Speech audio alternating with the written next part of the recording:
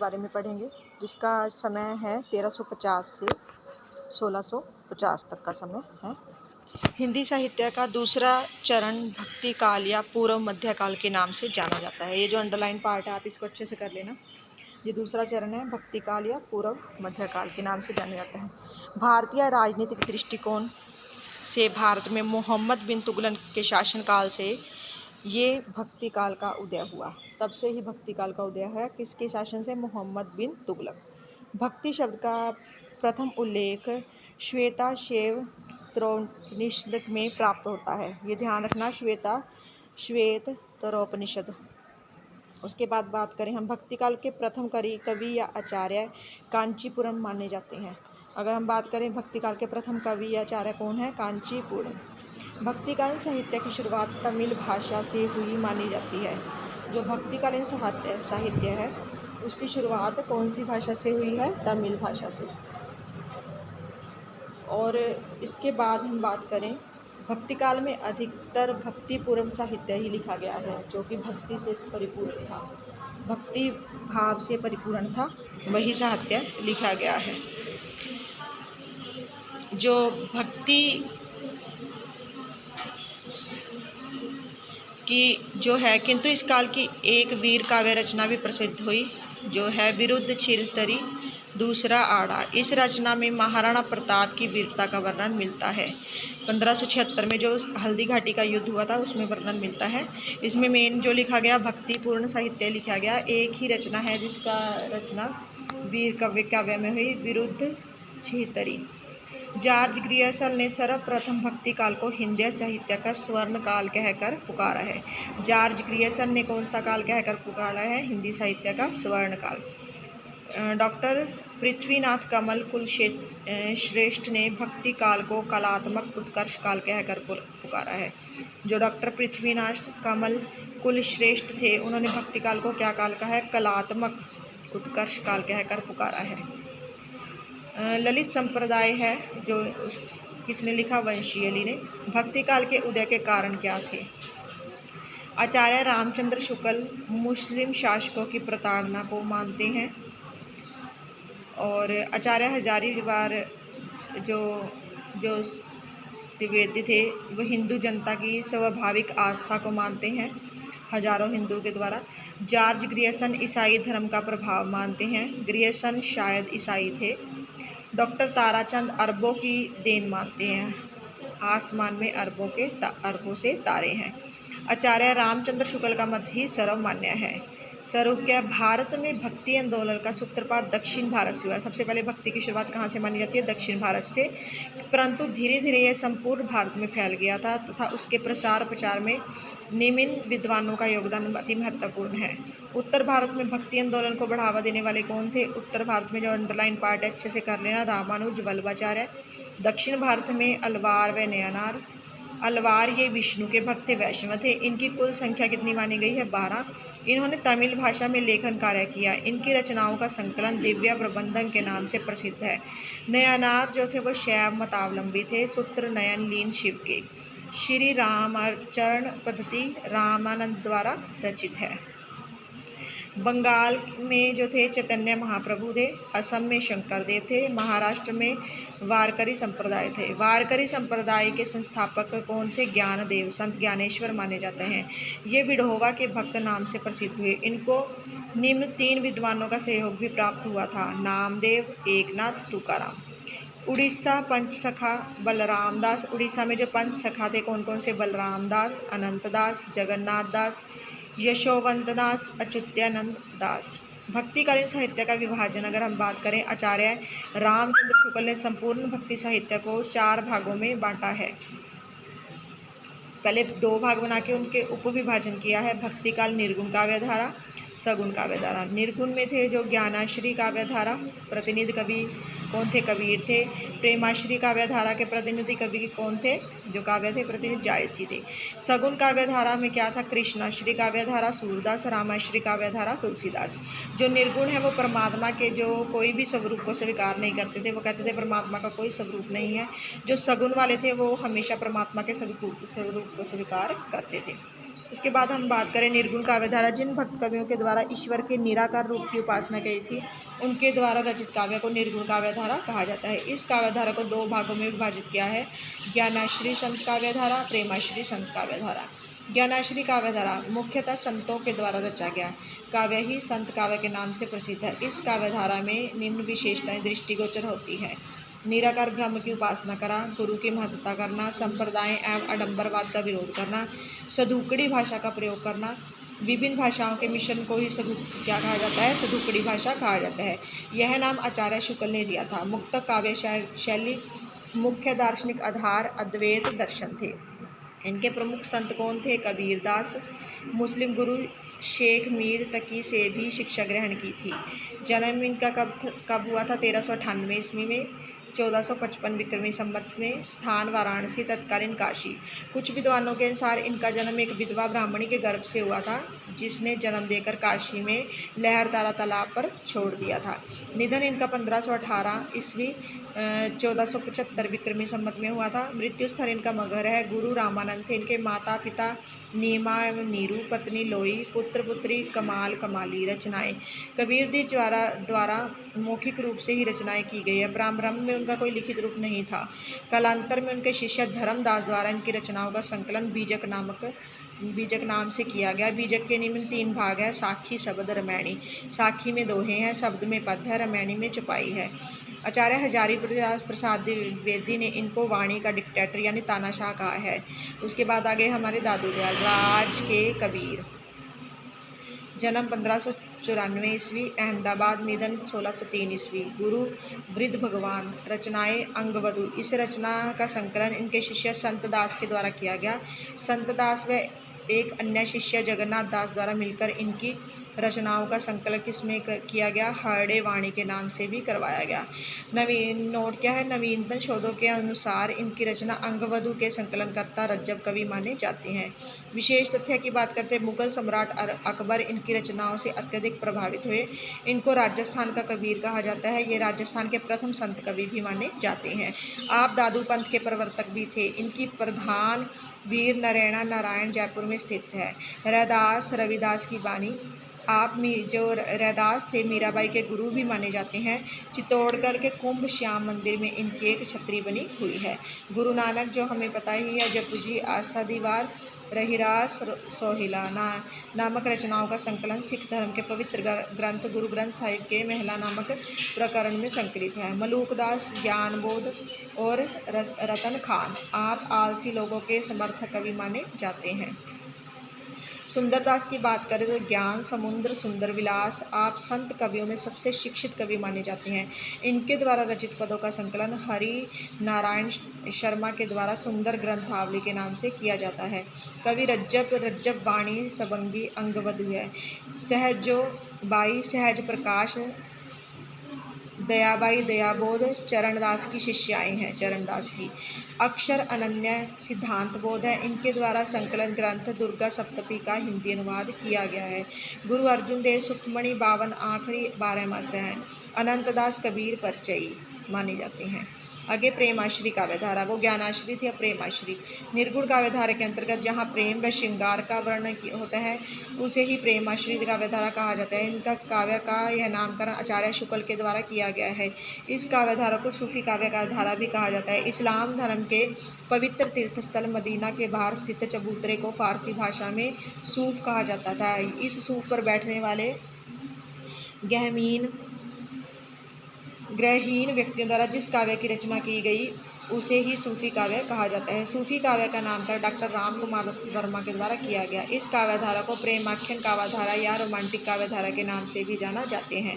विशेषताओं की बात करें, काव्यों का नामकरण नायिकाओं के नाम पर किया गया है। नायिकाओं के काव्य का मुख्य विषय प्रेम तत्व रखा गया है। प्रबंधात्मक श्रेणी की रचनाएं लिखी गई है। गुरु की महत्ता स्थापित की गई है। खंडन मंडन की प्रवृत्ति का अभाव पाया गया है। मनस्वी शैली व अवधि भाषा का प्रयोग हुआ है। प्रथम सूफी कवि डॉक्टर राम कुमार वर्मा, मुल्ला दाऊद, आचार्य शुक्ल कुतुबन, आचार्य हजारी प्रसाद द्विवेदी, ईश्वरदास, नगेंद्र व गणपति चंद्रगुप्त असाई। सर्वमान्य रूप से मुल्ला दाऊद को ही प्रथम सूफी कवि माना जाता है। एकमात्र सूफी कवित्री कौन है? राबिया। प्रतिनिधि कवि कौन है? मलिक मोहम्मद जायसी। मलिक मोहम्मद जायसी का जन्म जो कि हुआ था 1492 ईस्वी में हुआ था और मृत्यु 1542 ईस्वी में हुई थी।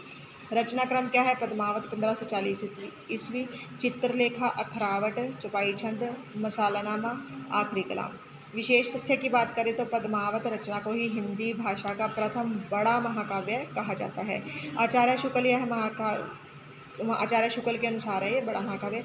यह महाकाव्य 57 खंडों में विभक्त है। हरदेव बाहरी ने पद्मावत का मूल स्तोत्र प्राकृतिक रचना रत्न शेखर कथा को माना है। प्रतीक योजना की बात करें, चित्तौड़ तन शरीर, सिंहलदीप हृदय, राजा रतन सेन नायक मन, योगी साधक आत्मा, रानी पद्मावती नायक सात्विक बुद्धि परमात्मा। प्राकृतिक साहित्य का इतिहास, हरदेव बाहरी। रानी नागमती जो है इसके करैक्टर है, सहनायिका है, संसारिक बुद्धि को प्रकट कर रही है वो सिंबल्स के तौर पे। हीरामन तोता है जो गुरु को शो कर रहा है। राघव चेतन है जो सभा पंडिता शैतान खलनायक को शो कर रहा है। अलाउद्दीन खिलजी है जो माया को शो कर रहा है। इस रचना को आचार्य शुक्ल ने प्रेमाश्री काव्यधारा का सबसे बड़ा प्रौढ़ सहज महाकाव्य माना है। अखरावट रचना में सूफी मत के सिद्धांतों का वर्णन किया गया है। इस रचना में वर्णमाला के प्रत्येक अक्षर को लेकर रचना कार्य किया गया है। आखिरी कलाम रचना में कयामत का वर्णन किया गया है। यह रचना बाबर के शासनकाल में रचित मानी जाती है। अन्य सूफी कवियाँ उनकी रचनाएं होगी मुल्ला दाऊद अपने परिचय से पूर्व, कामदेव भी स्तुति, चंदायन माता प्रसाद गुप्त ने लोक कथा कहा है, भाषा अवधि है। और मंझन, मधुमालती, कुतुबन, मृगावती, असायत, हंसावली, नूर मोहम्मद, इंद्रावती, कवि असान, चित्रावली, 7 चौपाइयाँ 1 दोहा, ज्ञान कवि, लैला मजनू, गणपति, भाषा राजस्थानी, आलम अवधि, कल्लोल, माधवानंद, काम कलंदा। ये डेट के अकॉर्डिंग है, माधवानंद डेट अलग अलग है इनकी, काम कलंदा पार्ट है। आगे माधवानंद काम कलंता बोधा 1752, ये कई पार्ट्स में आई थी।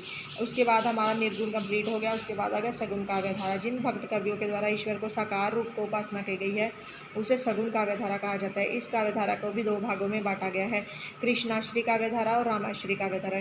कृष्णाश्री काव्यधारा जिस सगुन भक्त कवियों के द्वारा विष्णु के अवतार के रूप में कृष्ण को अपने काव्य का विषय बनाया गया है उसे ही कृष्णाश्री काव्यधारा कहा जाता है। अष्टधाप, कृष्ण की उपासना करने वाले 8 प्रमुख कवियों के समूह को क्या कहा जाता है? अष्टछाप के नाम से पुकारा जाता है। इसकी स्थापना 1565 ईस्वी में वल्लभाचार्य जी के पुत्र गोस्वामी विट्ठल दास जी के द्वारा की गई। इन 8 कवियों में 4 वल्लभाचार्य जी के तथा 4 विट्ठलनाथ जी के शिष्य माने जाते हैं। सूत्र की बात करें तो सुकृत वल्लभाचार्य, सूरदास, ये वो बनी हुई है, हेडिंग बना रखी है, सुकुकृत, सूरदास, कुंभनदास, कृष्णदास, परमानंद दास जो वल्लभाचार्य के शिष्य थे। गोचनछी विट्ठलनाथ के जो शिष्य थे, गोविंद स्वामी, चतुर्भुज दास, नंददास और शीत स्वामी। सूरदास जी जन्म 1478 ईस्वी, 1535 विक्रमी संमत माना जाता है। यह तो 1478 लिखा हुआ है, 1535 विक्रमी संमत लिखा सकता है। जन्म स्थान दिल्ली के पास ही गाँव डॉक्टर नगेंद्र के अनुसार। रुणकता गाँव आधुनिक शोध। निधन 1583 ईस्वी, 1640 विक्रमी संमत। रचना क्रम सुरसागर, सुरसरावली, साहित्य लहरी। सूरदास जी द्वारा रचित सुरसागर रचना का उपजीव्य स्रोत श्रीमद् भगवत पुराण के 10वें स्कंद के 46वें व 47वें अध्याय से लिया गया है। सुरसरावली इनकी विवादित रचना मानी जाती है। साहित्य लहरी रचना में गुप्त रहस्यों वाले दृष्टिकूट पद लिखे गए हैं। यह ग्रंथ नायिका भेद से संबंधित ग्रंथ भी माना जाता है। रीति विवेचक भी। आपने प्रारंभ में विनय तथा दास भक्ति भावना को अपनाया था, किंतु गुरु वल्लभाचार्य जी के आदेश पर आपने संख्या भक्ति भाव को भी अपना लिया। जो खंजन नयन भावाधिपति एवं वात्सल्य रस सम्राट भी कहा जाता है। आचार्य शुक्ल ने इनको जीवनोत्सव का कवि कहा गया है। इनको पुष्टि मार्ग का जहाज भी कहा जाता है। ये इनकी उपाधियाँ हैं, इनमें से क्वेश्चन आ सकते हैं भी क्या किनको कहा गया पुष्टि मार्ग का जहाज, तो ये ध्यान रखना। भ्रमर की 4 का संपादक इन्हों माना गया है शुक्ल के अनुसार। यह नाम गोस्वामी विट्ठल दास जी द्वारा उनकी मृत्यु के समय दिया गया था 1583 ईस्वी में। इनके द्वारा एक स्थान पर 11 प्रकार की भक्ति पद्यों का विवेचन भी किया गया है। कुंभन दास की बात कर रहे हैं, जीवन काल 1468 ईस्वी से 1583 ईस्वी। इनके द्वारा मुक्तक काव्य में 186 पदों की रचना की गई है, जिनको पद्य संग्रह के नाम से संकलित किया गया है। अष्टचाप के कवियों में आप सबसे वरिष्ठ कवि माने जाते हैं। आप सूरदास जी के पश्चात दूसरे प्रमुख अष्टचाप कवि माने जाते हैं। नेक्स्ट आगे कृष्ण दास, जीवन काल 1496 से 1578, रचनाकार है जुगल नाम, चरित्र, प्रेमत्व, निरूपण, भ्रमर गीत।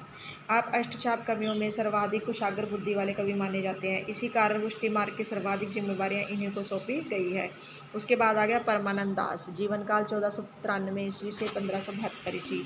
इनके द्वारा कुल 835 पद लिखे गए हैं। उनको परमानंद सागर के नाम से संकलित किया गया है। आप सूरदास जी के बाद दूसरे बड़े वात्सल्य कवि माने जाते हैं। उसके बाद आगे गोविंद स्वामी 1505 से 1584 ईस्वी। मुक्तक रूप से कुल 252 पद लिखे गए हैं। उनको गोविंद स्वामी पद नाम से संकलित किया गया है। आप सूरदास जी के बाद दूसरे बड़े संगीतज्ञ माने जाते हैं। उसके बाद आगे नंददास, नंददास जी जीवन काल 1533 से 1583 ईस्वी। रचनाक्रम अनेकार्थक मंजरी, मानमंजरी, उपयुक्त दोनों रचनाएं पर्याप्त कोश रचनाओं के रूप में प्रसिद्ध मानी जाती है। विरह मंजरी, रस मंजरी, रूप मंजरी, रास पंचाध्यायी, सिद्धांत पंचाध्यायी, प्रेमाख्यान, जो रूप मंजरी या प्रेमाख्यानक है इसमें 1568 में आया था। विशेषतः आप अष्टचाप के कवियों में सबसे कनिष्ठ कवि माने जाते हैं। इनके द्वारा रचित रास पंचाध्यायी रचना में सुंदर व श्रेष्ठ शब्दों का प्रयोग किया गया है, जिसके कारण के जड़िया कवि के नाम से भी पुकारा जाता है। रास पंचाध्याय को हिंदी का गीत गोविंद भी कहा जाता है। उसके बाद आगे भंवर गीत, नंददास जी द्वारा भ्रमर गीत या भंवर गीत काव्य भी लिखा गया है एवं इनकी गोपियाँ सूरदास जी की गोपियों से भी अधिक मुखर एवं तार्किक मानी जाती है। कुछ इतिहासकार इनको तुलसीदास जी का छोटा भाई भी मानते हैं। नेक्स्ट आगे चतुर्भुज दास 1530 से 1585 ईस्वी। कुंभन दास के पुत्र थे। रचनाएं चतुर्भुज, कीर्तन संग्रह, भक्ति प्रलाप, द्वादश यज्ञ, हितजू को मंगल। उसके बाद क्षीत स्वामी, जीवन काल 1515 से 1585। इनके द्वारा मुक्त रूप में कुल 200 पद रचे गए हैं, जिनको पदावली के नाम में संकलित किया गया है। आपने विट्ठल दास जी के व्यक्तित्व से प्रभावित होकर अष्टचाप में दीक्षा ली थी। बचपन में आप उदंड प्रवृत्ति के थे, इस कारण आप बस्ती में छीतू स्वामी के नाम से भी अभिहित थे। हित हरिवंश की मृत्यु पर ही श्री हरि राम व्यास ने कहा था कि बड़ो अभाग्य अनन्य सभा को उठिगो ठाठ भिग्यो। आगे रामाश्री काव्यधारा, विष्णु के अवतार के रूप में राम को अपना आराध्य या इष्ट मानकर जो काव्य लिखा गया उसे ही रामाश्री काव्यधारा कहा जाता है। विशेषता राम की लोकनायक एवं मर्यादा पुरुषोत्तम के रूप में स्थापना। आप जनता के लिए उपदेश परक तथ्यों का समावेश है। प्रबंध कार्य एवं मुक्तम दोनों प्रकार की काव्यशैली का प्रयोग किया है। अवधि भाषा को प्रधानता, तत्पश्चात ब्रज काव्यों में प्राय सभी रसों का प्रयोग है, किंतु भक्ति और शांत रस की प्रधानता है। तुलसीदास, विशिष्टाद्वैतवाद, जन्म 1532 ईस्वी, राजपुर यूपी, शुक्ल का मत, निधन 1523 ईस्वी। माता हुलसी, पिता आत्मा राम दुबे, पत्नी रत्नावली, बचपन का नाम राम बोला, गुरु नर हरिदास या नर हरियानंद। तुलसीदास से कुल 12 रचनाएं लिखे जाने का लोक प्राप्त है। रामचरितमानस, दोहावली, कवितावली, गीतावली, विनय पत्रिका सर्व प्रसिद्ध रचनाएं। रामललानच, कृष्ण गीतावली, वैराग्य संतीप्ति, रामाज्ञा प्रश्नावली, वरवे रामायण, पार्वती मंगल, जानकी मंगल। रामचरितमानस रचना को महाकाव्य श्रेणी में शामिल किया गया है। अवधि भाषा में रचित यह ग्रंथ 7 भागों में विभक्त है, जिन्हें कांड के नाम से जाना जाता है। सूत्र बालक अयोध्या ने अरण्य को, सुंदर लंका को उत्तर दिया। बालकांड, अयोध्याकांड, अरण्यकांड, किष्किंधाकांड, सुंदरकांड, लंकाकांड, उत्तरकांड। नाभादास ने इनको कालिकाल का वाल्मीकि कहकर पुकारा है। कुछ विद्वानों द्वारा माना गया है कि अनिष्ट निवारण के लिए हनुमान बाहुक नामक रचना का लेखन भी किया गया है। जॉर्ज ग्रियर्सन के अनुसार तुलसीदास जी महात्मा बुद्ध के बाद दूसरे बड़े लोकनायक थे। पाश्चात्य विद्वान विंसेंट महोदय ने इनको मुगल काल का सबसे बड़ा आदमी माना है। रहीमदास जी आपके परम मित्र थे।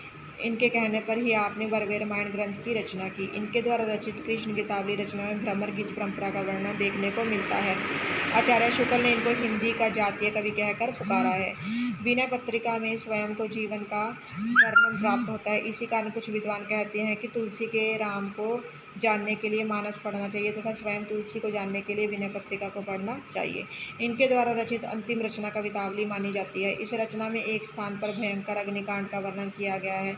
इस आधार पर माना जाता है कि इन्होंने अपने जीवन में कभी भयंकर अग्निकांड देखा था। रामचरितमानस, रामलला, नचर, पार्वती मंगल, जानकी मंगल की रचना अवधी भाषा में तथा शेष रचनाएं कौन सी भाषा में? ब्रज भाषा में लिखी गई है। मानस, नहचु, मंगल दोय अवधी में रचना कीन।